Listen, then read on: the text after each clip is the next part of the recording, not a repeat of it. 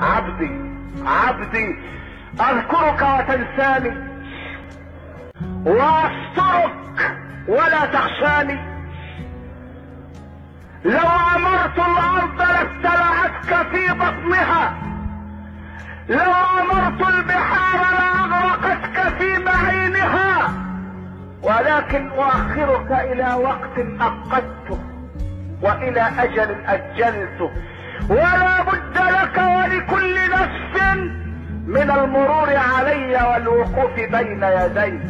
اعد عليك اعمالك واذكرك افعالك، حتى اذا ايقنت بالبوار وادركت انك من اهل النار اوليتك غفراني ومنحتك رضواني، وقلت لك لا تحزن فقد غفرت لك الذنوب والاوزار.